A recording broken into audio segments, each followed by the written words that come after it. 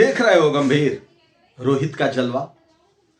ये बात हम नहीं कह रहे, ये बात रोहित को देखने वाले वो फैंस कह रहे हैं जो जिस स्टेडियम की क्षमता 3000 हो, वहां 10,000 फैन अगर रोहित को देखने के लिए पहुंच जाए तो आप अंदाजा लगा सकते हैं रोहित का क्रेज क्रिकेट में और फैन को लेकर, जो फैंस के अंदर रोहित को लेकर दीवानगी है वो कैसी है।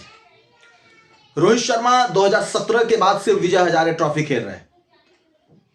सवाई मानसिंह स्टेडियम जो कि जयपुर में है, वहां पे वो खेलने के लिए सिक्किम के खिलाफ मैदान में थे।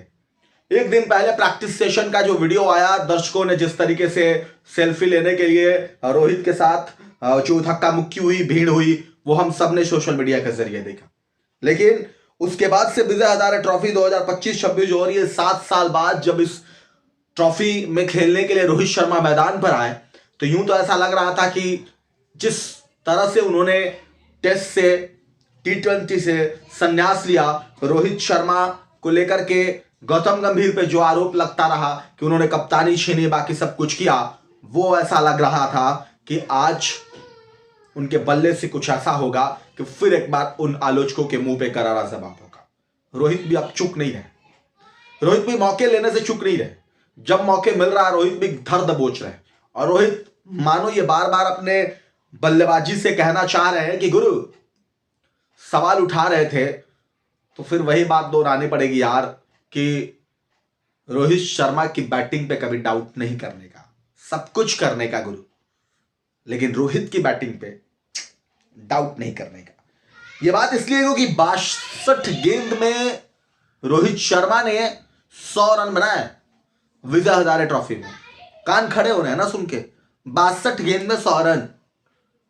अब जिस तरीके का ये जलवा है रोहित का, स्टेडियम का कोई ऐसा कोना नहीं था जहां शॉट ना खेल रहे हो। अब इसीलिए सोचिए कि 3000 उस क्षमता है उस मैदान का, वहां देखने के लिए 10,000 से ज्यादा लोग पहुंच गए। रोहित शर्मा मुंबई की तरफ से खेल रहे थे। 2017 में उन्होंने विजय हजारे ट्रॉफी खेली थी।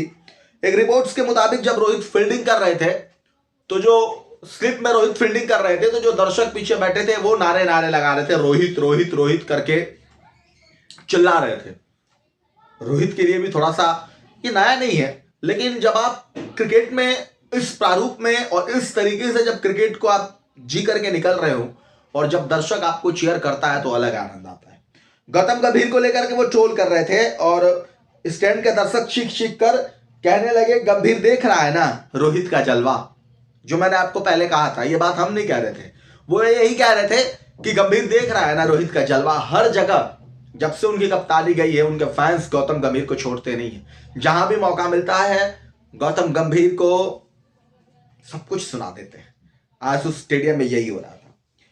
दरअसल टीम इंडिया के कप्तान और हेड कोच के बीच आपको पता ही है कि जब वो हेड कोच बने थे, जब वो टीम इंडिया के कप्तान थे रोहित शर्मा, उसके बाद से तनाव हो गया, मीडिया में सुर्खियों में आया। अचानक क्रिकेट से उन्होंने रिटायरमेंट की घोषणा कर दी। उनसे कप्तानी छीनने के बाद शुभमन गिल को दे दी गई।